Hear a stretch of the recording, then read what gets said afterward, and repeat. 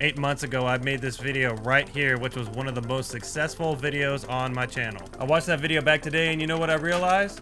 It kinda sucks. The biggest opportunities for the video were not the storytelling or the quality. It was all about the simple editing mistakes I made for this video. Mistakes that I see so many creators making, including myself in some of my most recent videos. And you know what? They're actually killing your video. So I had an idea. I wanted to re-edit this whole video from start to finish and use this as an opportunity to tell you the 6 big editing mistakes I made, so that way by the end of this video, you can learn how to make better, more engaging content. Let's start from the beginning.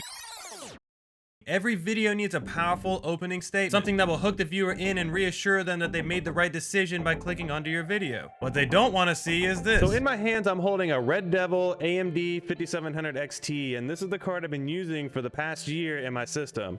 And honestly, I've got some mixed feelings on this thing. So I ended up moving away from this graphics card right here in favor of a RTX 2070 Super. Now, if you're new here, make sure you hit the subscribe button because we talk about stuff like this all the time on this channel, and we talk about other things such as... So that's the first big mistake I made in this video, was I didn't really do a good job of hooking the viewer in, and it took me way too long in the beginning to get to the actual content. The opening monologue for the original video was 1 minute and 5 seconds. Let's be real, that's entirely too long. Within 10 seconds of the video starting, they should know exactly what the video is about, and by 30 seconds they should be hooked in and getting ready for the actual content. So what I did is I went through and recut that 1 minute and 5 second opening monologue and got it down to 27 seconds. So in my hands, I'm holding a Red Devil AMD 5700 XT, and this is the card I've been using for the past year in my system. And honestly, I've got some mixed feelings on this thing. So I ended up moving away from this graphics card right here in favor of a RTX 2070 Super. Before we get into the reasons why I picked a 2070 Super over something like a 3080, I wanted to give you guys a background onto why I got into PC gaming and why I chose the AMD 5700 XT as my first gaming GPU. So how I decided to do this was I ended up getting rid of a lot of repetitive dialogue in the first part of the video, and then I ended up getting rid of the stinger transition as well as all the call to actions that didn't really make sense. It's a really good idea to save that call to action to the middle of the video, because the idea is that the beginning of the video is designed for you to build up that trust with the viewer that they're getting the content that they actually want, and then when they get to that call to action, they're more likely to do it. Just like the intro of the video, the middle of the video has a lot of the same mistakes that the beginning of the video had, and there was a lot of things that just did not need to be there. I'm definitely a firm believer that you don't want to just cut to cut, but at the end of the day, you don't want to add footage in or keep footage in that just doesn't make any sense to the video's overall narrative. Let me give you a perfect example of something that I thought was cool that I just added to the video for no reason at all. Founders Edition finally coming in, and I can finally move away from AMD.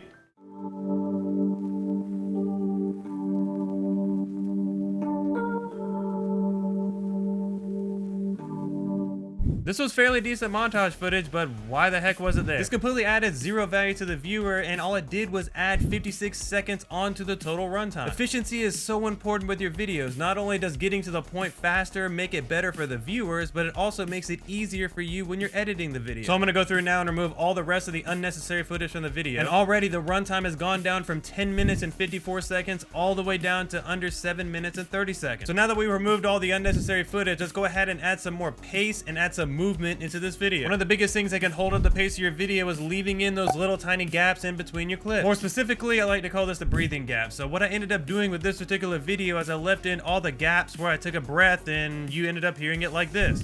Gaming card, and also my buddy ended up doing the same thing because we ended up hearing that potentially Nvidia was gonna... So do yourself a favor, if you ramble in your videos like I did in this video in particular, make sure to remove all those because nobody wants to hear you breathe. Another good way to increase the pace of your video is to add things called J-cut. A J-cut is essentially when the audio from a current clip overlaps with the audio of a previous clip. J-cuts are not only useful for increasing the pace of your videos, they're also good for cleaning up little audio mistakes or visual mistakes that you want to cover up as well. Here in my system. And honestly, I've got some mixed feelings on this thing. So I ended up moving away here in my system. And honestly, I've got some mixed feelings on this thing. So I ended up moving away. The next thing you can do is you can add a jump cut, which actually adds some movements into your clip. So how you can achieve a jump cut is what you do is whatever editing software you're using, select the clip you want to do and just add a simple zoom in or zoom out effect, so that way there's some movement whenever you're switching from clip to clip. The best times to use a jump cut is when you're switching from one clip to another, or when you have a long segment of dialogue with your face on it that you don't want to add B-roll over, so that way there's some movement, so that way they're not just seeing the same angle on your face. This next one is one of my favorites, and that's adding some sort of B-roll over your footage to make it just a little bit more entertaining. B-roll is one of those things that can either tank your video or it can make your video go from a 1 to an 11. B-roll is used to accomplish these 3 things. Number Number one, it's used to add flavor to the point you're trying to make. It's used to entertain the viewer in some sort of way, or it's used to cover up some sort of mistake you made in the video. B-roll is classified as anything. It could be any additional text, any additional footage, or some sort of image that you want to add over the A-roll of your video. The important thing is that you're not just adding B-roll just for the sake of adding B-roll. You want to make sure it ties in with the rest of the story and adds flavor to the video in some sort of way. Now with this video, I tried to take my B-roll to the next level, and some of it's okay, so we're going to keep a little bit of it, but we're also going to be adding a lot of new things to it as well. One thing I messed up with a lot of my B-roll in this video is either I had no transitions or I had transitions with no sound effects. There's a time and place for sharp cuts like this,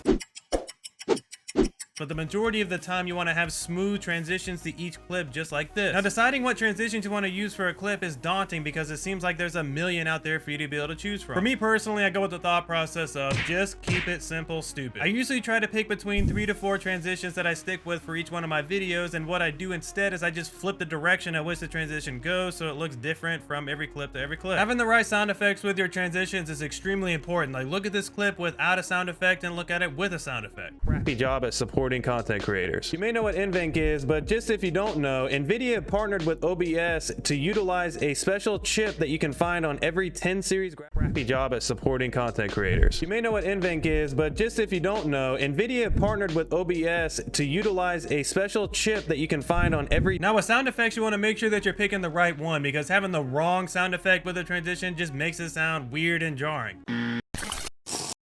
Before we get into this last step, I want to show you 30 seconds of the footage that we've made so far so that way you can see all the points we've talked about in action. AMD 5700 XT as my first gaming GPU. Back in summer of 2019, E3 left me with a difficult decision as to whether I was going to stick with console gaming like I had been doing in the past, or I was going to switch to PC gaming for good. For some perspective, I was an Xbox console gamer for a long time, and PC and Xbox were becoming more married at the hip, so to speak, especially with Game Pass. So when I heard that PC Game Pass was becoming more of a prominent thing, it started to make more sense because there's a lot more games that I could play on PC, and I could just play most of my Xbox games that I was playing now over there, so why not make the switch? The last mistake with this video I made was the ending of this video. The ending of the video is just as important as the beginning of your video because this can be an immediate audience retention killer that will drop your percentage way down more than it should be. The ending of the video was a whopping 55 seconds. I had several thank yous, several call to actions. I defended myself saying I wasn't attacking the 5700 XT as a card, and then I also had a Twitch clip in there to boot. So what I ended up doing is I removed all that stuff and you're left with an ending similar to this. Make sure you watch this video on screen right now because it's going to tell you exactly how YouTube says the algorithm is supposed to work. Also, if you want to watch a fully re-edited video, it's down in the description below.